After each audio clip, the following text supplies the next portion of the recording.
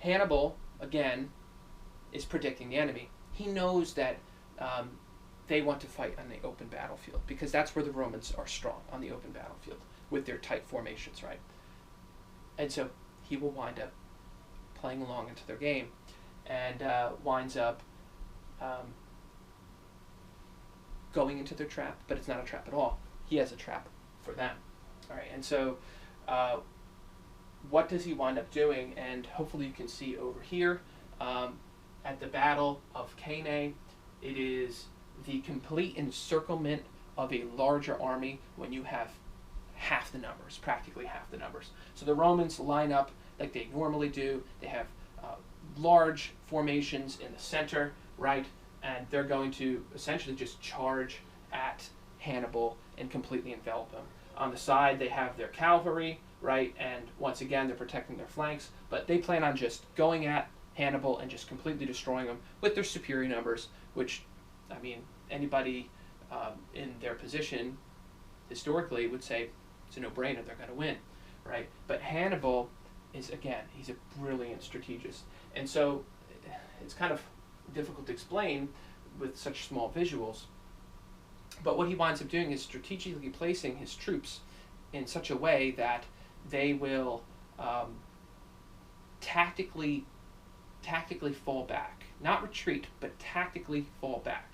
In the center, he puts his Gaulish forces, the people from parts of France that he conscripted, people in northern Italy that he winds up conscripting, and he's going to want to put those in the center. Next to them, on the outsides of them, he's going to put his core infantry that came from Africa, right, where most of his main soldiers are from. And then on the outside edges, he's going to put his renowned cavalry, right? And so the Romans do exactly what Hannibal wants them to do. They slam into the front of Hannibal, and exactly what Hannibal wants to happen, happens. His men start to gradually fall back. They start to fall back slowly, right? And it looks like they're being defeated. And so the Romans keep pushing forward because they're like, all right, we're winning. But in reality, they're not winning. This is a strategy that Hannibal had employed. Meanwhile, on the outside flanks, you have the cavalry fighting each other. And one of the things that Hannibal is renowned for is his cavalry. Time and time again, the battles are won because of his cavalry. And this is also going to be true here at this battle, right? And so if you look at the numbers, that's the only thing that he has in his favor are his cavalry, his horses, right? The Romans still have a lot, though. And so one of the flanks winds up being defeated by Hannibal. They wind up, after defeating that cavalry regiment, they wind up going to attack the other cavalry regiment. The other cavalry regiment on the other side winds up understanding that they're about to be destroyed, so they wind up fleeing. So now they're left without any cavalry. They're left without any support on their flanks. That's a dangerous situation. One detachment of of Hannibal's cavalry winds up chasing the Roman cavalry to keep them from coming back, right? Meanwhile, the other cavalry of Hannibal's winds up going behind them, right? And you can see here in this picture that Hannibal is falled back. And what he did essentially is surround them on three sides, right? On your flanks and in the front. And then the cavalry comes up from behind. And once the cavalry comes up from behind, it's game over. They're now completely encircled. And every step that they take, Hannibal pulls in closer and closer and closer until they can't even raise their swords. That's how closely jam-packed they are together, right? The records have it that these people are so close together they can't even fight back. They're just waiting. They're waiting to die, and that's exactly what happens to them. And it is not a quick process. It takes most of the day because there's a lot of men to kill, right? And so, what is the outcome of this battle? The outcome is absolutely a devastating defeat. Rome's worst defeat in its entire history, and the most people lost in a single day in a battle up until World War I with machine guns. That's saying something, right? And so Rome, out of its 86,000 troops, 55,000 are killed. Many other thousands are captured, right? and most of its cavalry is also destroyed. Hannibal, on the other hand, loses about 5,000 of his troops.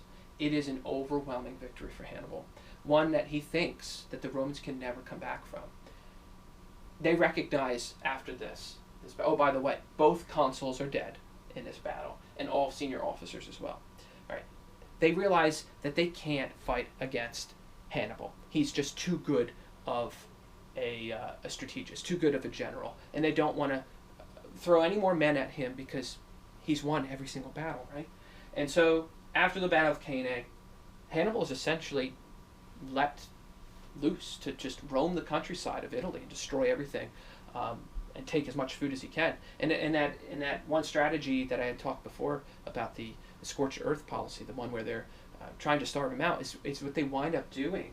And they do that for 13 years. Hannibal's just in Italy, just causing chaos for 13 years because they don't try to defeat him on the battlefield again, right? And Hannibal keeps on encouraging them to try to attack him, but he doesn't. Many historians say, why didn't he attack Rome after the Battle of Cannae? And it's a great what if in history. We don't know why he didn't, and we don't know if he had attacked Rome if he'd been successful. Remember, Rome was surrounded by walls, it was very powerful, and it doesn't take a lot of troops to defend a city that's well protected. Rome was on those hilltops, right? And so Rome was well defended, and chances are he probably wouldn't have been able to defeat them, because by the time he got to Rome, which would have taken probably at least a week, probably two, they would have been prepared for him. All right, and so let me wrap this up real quick because I just want to have two clips here. Hannibal winds up not getting the battles that he wants. Eventually, there's a guy named Scipio. Scipio, right? He's a Roman general. He winds up going into Spain and essentially conquering Spain. He's a very good general, kind of the equivalent of Hannibal, right? Winds up, recognizes, instead of going, after he defeats Spain, instead of going back to Italy, why not take the attack directly to Carthage, which is something that Hannibal doesn't expect, right? And so he takes all of his men, kind of leaving Rome open for attack by what he does, and he beelines it for the city of Carthage. After he does that, Carthage realizes it's in checkmate, so they call back Hannibal, and Hannibal has no choice but to abandon his campaign and return to Carthage to defend the city. And so his whole life, he's been trying to destroy his huge rival, Rome, and now he's being called back from his dream, and he's so close to doing it, but he has to defend his homeland. And so he goes back to Carthage, and one last major battle takes place. In this case, it's called the Battle of Zama, and it takes place in northern Africa, and it's between Scipio and him, right, and Hannibal. They're the best generals of their time, and they had great admiration for each other. In fact, before the battle, they essentially talked to each other saying, look, I really respect you. I really look up to you. You're a great general. Is there anything we can do to try to avoid this? And Scipio essentially says, no dice. We have to fight. There can only be one winner. And we're going to have to do it this way. But Scipio also says, I greatly admire you as well, because they both were brilliant in their own mindsets. And Scipio is he's very successful in Spain for the same reasons why Hannibal is successful in Italy, that he's unpredictable and he uses the terrain as well as these tactics to his advantage, right? And so it comes down, this huge battle, right? This battle to decide the entire Second Punic War, the Battle of Zama, and Scipio winds up winning, right? And the reason why he winds up winning is because secretly he had hired a whole bunch of cavalry called the Numidian cavalry, which mostly formed the cavalry regiments of Hannibal, but he paid them a lot of money to change sides, and Hannibal didn't know about that. All right, a lot of Hannibal's men were actually mercenaries, people that are hired to fight, right?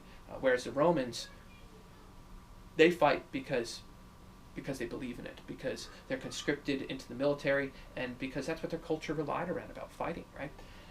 And so they kind of have an advantage there. But once they have that Numidian cavalry, once that shows up to the battlefield, all right, the battle's going to go very like a traditional battle does, and the Romans will wind up taking the field because they have that extra support by that Numidian cavalry, which is one of the reasons why Hannibal wound up winning at all these areas, because he had such good cavalry.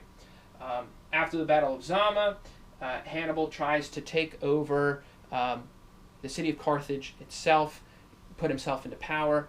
The Second Punic War was lost. They were forced to wind up giving up all territory in Spain and practically all territories besides the city of Carthage.